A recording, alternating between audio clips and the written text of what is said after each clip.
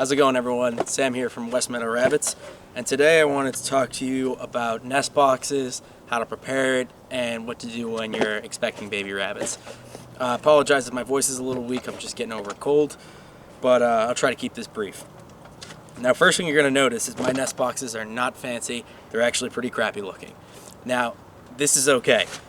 These cost me about $1 to make each because I used hardware, but that was the only thing I paid for. What you're seeing here is a pallet frame with some old cabinet facing screwed in to make it a little bigger. Now, they're not pretty, but these things will survive a nuclear blast. They are solid. You'll also notice, obviously, that it's made of wood. I prefer wood.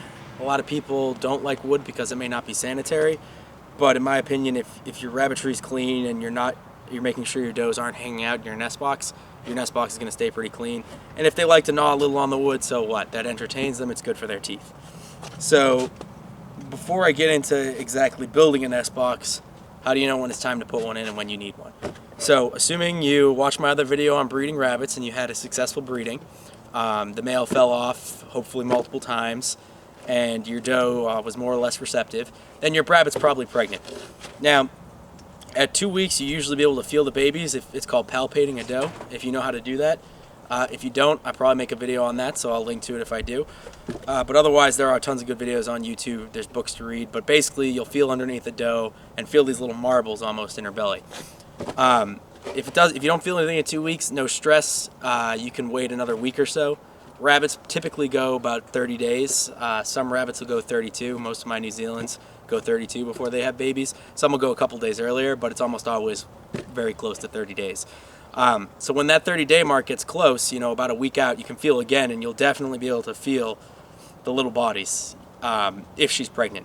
But even if you don't feel them, don't freak out. Don't say, oh no, my doe's not pregnant.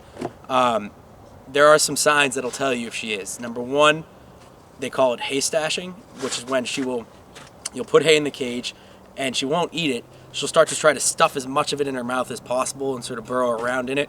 And they do that because they have the instinct to build a nest out of hay and those kind of materials. The telltale sign is what is called pulling fur. So a doe is going to line her nest with fur. And if you saw my other video showing you my baby rabbits that I have right now, you'll see those nests are filled with fur. So she'll start plucking out fur and trying to line a nest with it. And if you don't have a nest box in there, you'll just see it all over the cage. That means you want to put one in there ASAP. Now, a note on pulling fur, some does are super proactive and will do it a week before. I have one New Zealand white who does that. Other does, they won't do it until right before they're about to give birth. So again, these are all good signs that if you see it early, you know she's pregnant, but just because you don't see it doesn't mean she's not pregnant.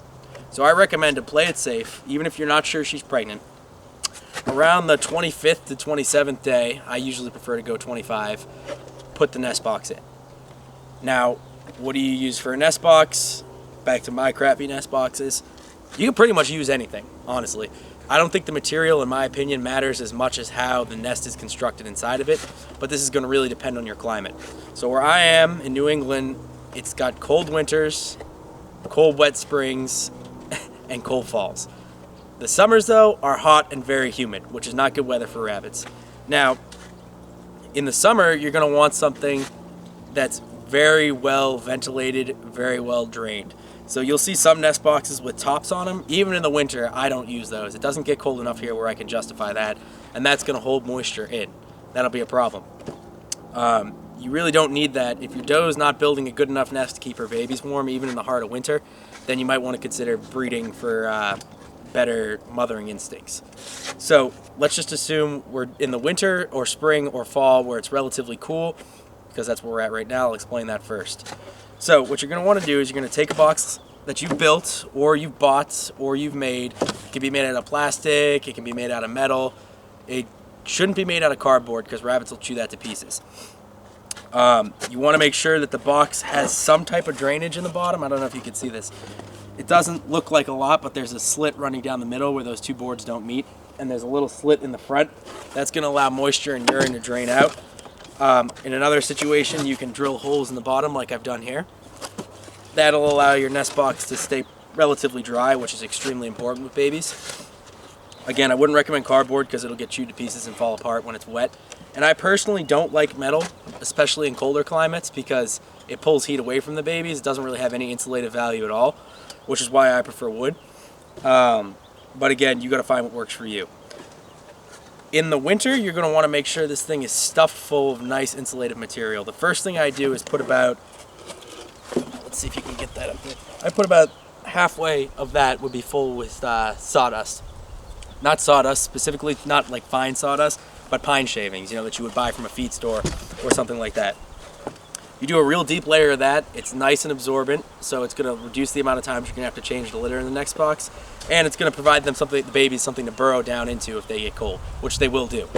Then, after I fill this up with a good amount of pine shavings, I add some hay in of my own so that the doe gets the idea that this is the spot, and in case she doesn't put enough in there, there's already some in there. And then the next thing you want to do is you're going to stick this in the cage. Depending on what kind of setup you have, it can go right on the wire, usually in a corner. If you notice your doe prefers a certain corner to go to the bathroom, obviously don't put it in that corner. Otherwise, you should be pretty good with that. Another thing I like to make sure when I put nest box in is make sure the doe has somewhere else in the cage that's solid that she can rest on, like a resting board.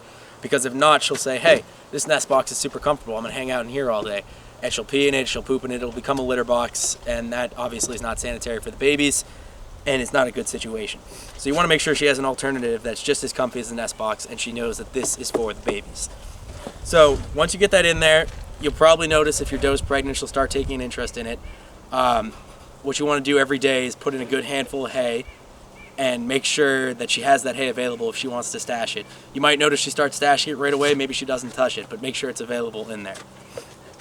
Then from there, it's pretty straightforward. The doe will pull hair at some point, and you'll come in one day and notice that there's a bowl of hair in there, and underneath should be the babies. That's the modus operandum for the winter weather. The summer is basically the same. The only difference is you're going to want to put in less insulated material.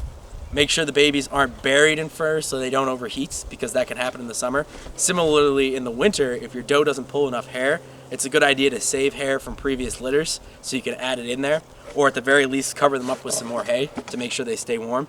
I have litters straight through the winter, so I have no problems in cold weather. I know some people do. One other thing to mention that's really important is at the front of your nest box, you want a nice tall front area, because baby rabbits, when they nurse, they really latch on there. Almost just fell over there. They really latch on to the doe. And sometimes if she gets startled and she jumps out right away, she'll drag the babies out, and they'll be what we, people will say, oh, the babies are on the wire. They'll get chilled, and they'll basically die or freeze to death.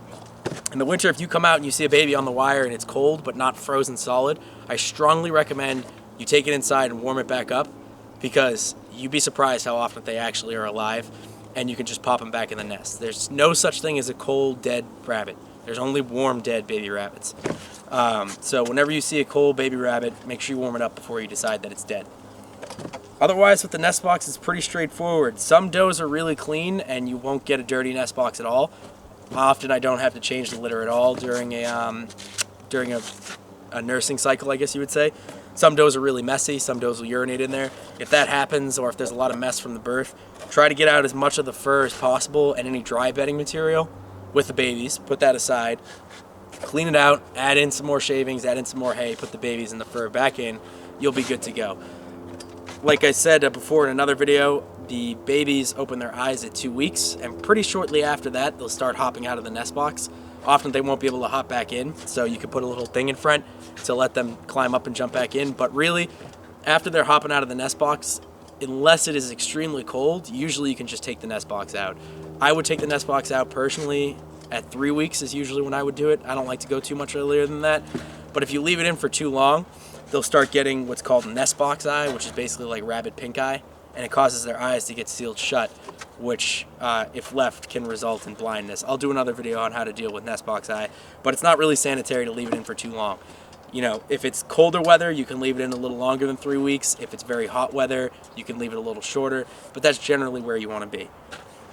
So that should pretty much do it for nest boxes. I covered other questions you might have about the whole having babies process when I was talking about my other litters in another video, which I'll link to in the description. But yeah, super cheap, super easy. If you guys have any questions, just let me know and I'd love to answer them. So if you like this video, please give it a like and be sure to subscribe. Thanks.